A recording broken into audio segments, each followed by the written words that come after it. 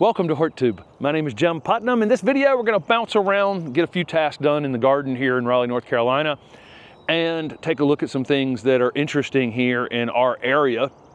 We're close to North Carolina State University is another college. This is Meredith. Meredith's campus is quite beautiful. There's a greenway that runs through it, and there's this one little section through here where a lot of different cherries reside, a lot of different dogwoods reside, and a lot of different redbuds, different species of redbuds from all over the world. I'm guessing this is part of the breeding program, probably maybe over at NC State or something where they're crossing them, and this is just kind of the spot where they all reside together.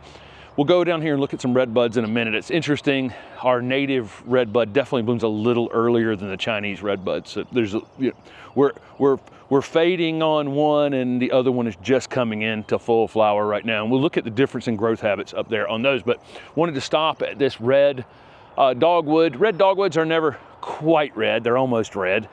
As with most of our native dogwoods, this little patch of dogwoods is not looking all that great, but this one is still absolutely fantastic and so incredibly showy this time of year. Hard to beat here. I'm filming this on Easter Sunday, and here's your quintessential southern plant that's always in full bloom right around Easter. We always love coming and visiting this big grove of redbuds, and there are the North American species Cercis canadensis, which is the more typical one that we would see along roadsides. Unfortunately, this is one of the plants that Callery pears, or the Bradford pear, that's become, I made a video recently about. This is one of the plants that's definitely going to displace, because a lot of our native dogwoods, redbuds, a lot of our native understory trees, if you'll notice when you're riding down the interstate, they love to be right on the edge of the woods, right? And so being right on the edge of the woods, anything that wants to occupy that space, where basically this thing wants its roots cool from the shade of the other trees, but it wants to stick out into the sunlight some. That's the perfect place for one of these native redbuds, native dogwoods, most of our understory flowering trees. And that's the spot that Callery pears definitely are occupying as you're riding down the road. Mimosa is another, invasive that tends to occupy those spaces as well. Not a lot of that space, right on the edge of a wooded lot. So our native Cercis canadensis has kind of three distinct groups within it. Canadensis is the one that we see most often. It's larger growing, open canopy tree, and then it's divided into Mexicana and then Texensis, and they have slightly different shapes and probably more drought tolerance, more heat resistant. So that's where the breeding comes from, is taking ones from one area that may have larger flowers, a more vigorous growth habit, and then crossing it with one that has, has almost speciating in a desert climate and creating a more heat resistant. And then you can, from there, get different flower types, different heat resistance, different amounts of sun, ability to stand out in the sun. So if you're in Oklahoma or Texas, you can, they're more hardy in those spaces, but maybe more vigorous and more, and more floriferous from the ones that are in the east. It's just interesting. And they're all clearly here, for some sort of, work in the breeding of these redbuds, with flower colors all over the place, from white to light pink to really dark, almost reds. All of those, that's what you're looking for. How much heat resistance, compact growth habit, and interesting flowers you can produce by crossing them together. Here's two side by side that you can definitely see the difference in the growth habit between the Chinese redbud. These really stand out. They grow more like small shrubs, small suckering shrubs. I had a Don Egoff Chinese redbud back at the old house, and it stays super compact, kind of like this. So that may actually be what this is. But look how floriferous these are. They're, one thing about all redbuds that really stands out is they flower all the way down to the very base of the plant. But here you can see, an eastern redbud next to a Chinese redbud, and that growth difference is pretty interesting. Again, the flowers slightly fresher on these Chinese when they tend to go off a little later, with some exception. I see some exceptions in here too, probably depending on where the Cercis canadensis actually originated from. But you see the flowers on this thing and on this one are basically all the way to the ground. It's one of the things that they all have in common, which you just wouldn't normally see. You'd normally see the flowers out on the newest growth from last season, almost every plant. But this thing still has the ability to flower on the oldest growth on the plant. There's the patch of dogwoods. Again, they don't look very healthy overall. That red one was probably the best of them that I started the video with. And then the beautiful patch of red buds up there, which we've caught some declining and some just coming into flower. And then there's this group of flowering cherries, a lot of them, a lot of different flowering cherries here. And here's one with a weeping form. Most of them are almost finished. The Kwanzan cherry, which there's one that's back here, and then there's one a little further down. They're just coming into flower, which makes it, from an ornamental tree standpoint, probably the best of the flowering cherries for most gardens, because it's typically after the threat of serious freeze. A lot of these other cherries, as soon as the soil temperature gets a little bit warm, they'll open some flowers and make themselves much more vulnerable to freeze. Many of these have passed completely and are just fully leafed out at this point. They bloomed, I'm filming this on March 31st, and they're not only did they bloom already, they're fully leafed out. There is one Amelanchier over here, a serviceberry, that's actually in full bloom as well. But this is an interesting collection of trees here on the Meredith campus. We ride our bikes through here occasionally and sometimes catch them in bloom at different times. The cherries definitely being the earliest, and then the dogwoods and red buds bloom about the same time every single season. We pointed out this Photinia ceratifolia, talked about it in a video a couple of weeks ago, but the one we were looking at only had a few flowers that were actually open at that time. And here's one in absolute full flower. This one is slightly, I'm going to call it slightly invasive. We see it coming up in the wooded spaces, but not as bad as some other things for sure. It's flanked on both sides by native redbuds. And then this thing has the most fetid smell. When we walk through this, it's on a property adjoining a church here in the neighborhood, and we walk through this parking lot and you can smell this thing. It is the funkiest sweet smell that you'll, from any flower. But look how many flowers are on that thing at one time. It's really beautiful. It almost looks like a viburnum macrocephalum or a snowball viburnum, because the flower clusters are this big. Of course, the viburnum macrocephalum is sterile. This is definitely not sterile. And here we are at the house with the viburnum macrocephalum, or the Chinese snowball viburnum. Again, there's a Eastern snowball, a Japanese snowball, and then this is the Chinese snowball. These are sterile inflorescences on the end. They just start off with this green color, and then they'll get whiter and whiter and whiter. This one is a little behind other ones that are in the neighborhood. This is what I call viburnum season. I love viburnum season. Most people like hydrangea season more. Hydrangeas and roses are 1 and 2 for sales in horticulture, but I think viburnums are just so undervalued. We have evergreen viburnums and deciduous viburnums, some that are great for flower color, some that are great for fragrance, some not, some that produce incredible fruit for the birds in the fall, and some have incredible fall color. Some get giant, some stay small. It's just it's a group of plants that's kind of all over the place. They're from all over the globe, and I think in some ways are kind of undervalued. I prefer viburnum season over hydrangea season, and I know most people would flip that and take hydrangea season.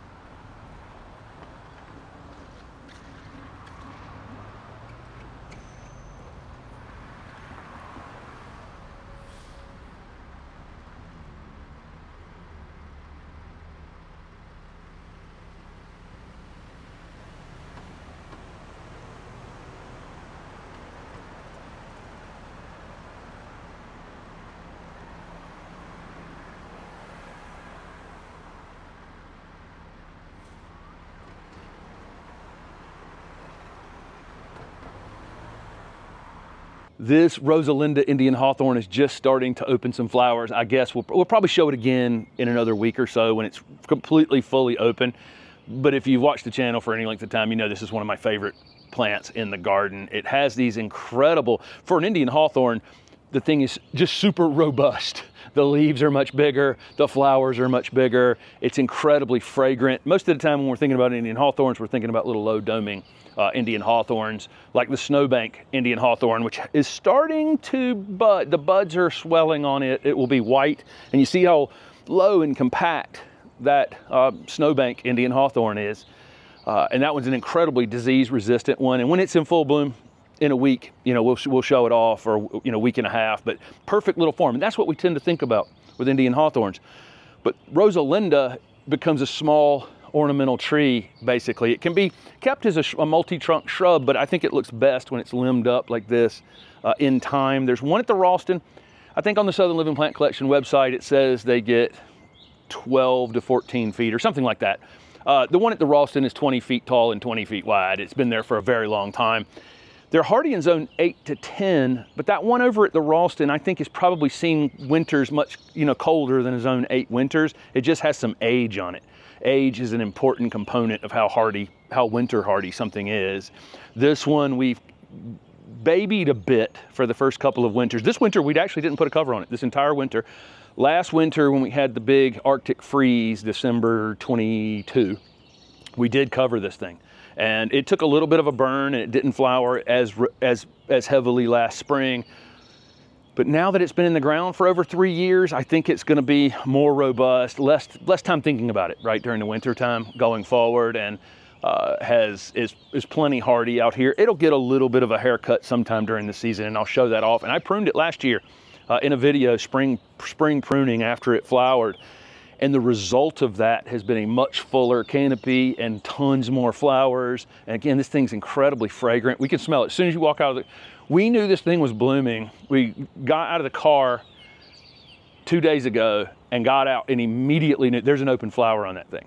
You know, just a couple of open flowers and it filled up the entire front garden space. But again, amongst our favorites, and I think in a tree form shape like this, it's just beautiful. I think we showed this Brunera maybe 2 weeks ago, and it was just getting started flowering, and now you can see it more in peak flower, and the foliage. There's a lot of these being released with interesting foliage, interesting flowers. The common name for this is Siberian bug loss. I don't know why. Brunera is easy enough to say. You know, we don't necessarily need a common name for this one. It's clumping, it has a clumping habit like this. Part shade is best. They're hardy in zones 3 to 8, and so that definitely puts us on the very southern edge of where Brunera do very well. And they don't like hot, humid summers, and so I have all of that going on. I have a hot, humid, and we're in the hottest part that they can tolerate. So we've got the root shaded by a rock next to it and a stepping stone on the other side of it. It stays mulched. It gets a little bit of direct sun, probably for an hour or two as the sun's passing over during the summer months, but the rest of the time it's definitely in the shade. Great for woodland shade. They're deer resistant, but of course anytime I say that, somebody's going to say their deer ate it, but it is considered deer resistant for those of you who are looking for things. And again, when you're buying anything that's called deer resistant, I buy one of them. You know, make sure that it's not being eaten before you invest in a big giant group of them. But absolutely beautiful here in the Raleigh garden. The Burning Love Lakothawee never disappoints. As we're coming out of winter, we get some green. As the soil temperature warms up, we get green back in the foliage, and then it buds up to flower. And look how many flowers this thing's actually going to have. Only a few of them have opened at this point. Pollinators absolutely love these. They have this, this hanging bell-shaped flower that's similar to blueberries. You'll see this in a lot of plants, Pieris and others. When these flowers are fully open, they're just incredibly showy. But by the time they're fully open, we'll have new growth coming on it too, and that new growth has a really intense maroon purple coloration to it. Anytime it's actively growing, it's kind of this maroon purple color. Then in the summertime, it kind of comes back around to a little bit of green again, and then in the fall, it colors back up and stays colored through the winter. Again, soil temperature warms up, it turns green, puts on this flower show, and then it's maroon again. It's always evolving. This plant has not been pruned in 3 years. Look how perfect this thing is. This is the cool, we have a couple other, at least one other Lakothawee in the garden back here. And as great as our southeastern native Lakothawee are, this Japanese species is just unbelievable. How compact and how perfect it is out here in the garden. It's not invasive, it's tame, it's not taking over any space. It's playing nice out here in the garden. And in my clay-based soils, we really have a hard time with some of our southeastern native Lakothawee performing very well. They tend to get root rot related issues and a couple other problems, better toward the coast and better toward, deeper into the south than in my clay-based soil here in the Piedmont. But anyway, this is Burning Love Lakothawee. Nothing has been done to this plant. The Majesty Encore Azalea is now pretty peak flower, although there are a few more buds on it that are about to open. This is the double purple. Again, this color will not show up on the camera very well. It will definitely look more pink than purple, and it does have a pink, it's definitely a lighter purple, we would call it.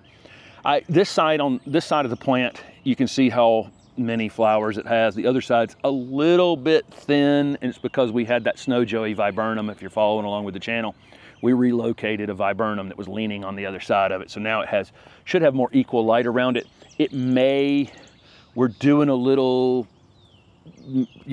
rearranging of a few things out here. I think it's going to stay where it is, but it may end up moving a bit as the foundation is now available for us to plant since all the house construction is done.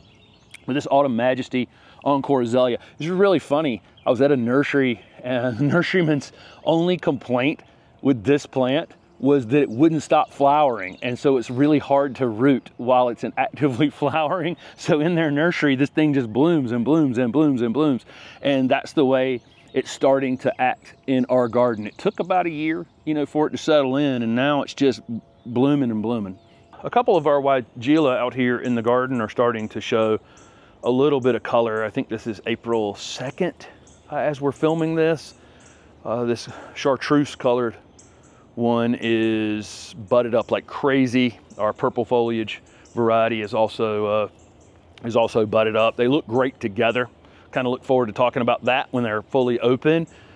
Again, you can see, what we're trying to do in this garden this year is, just kind of get everything wrapped up corner to corner. We've been working on this project for a long time. We've had some hiding places where we're, hiding materials for a patio or whatever it was, and slowly but surely we're working our way to the, around the corners of the house and around the corners of the actual property. And hopefully by the end of May or so, we're going to have a big check mark on a lot of the projects that we wanted to accomplish here, and we're working hard at it every day. So please subscribe to the channel and follow along if you're interested, and thanks you so much for watching.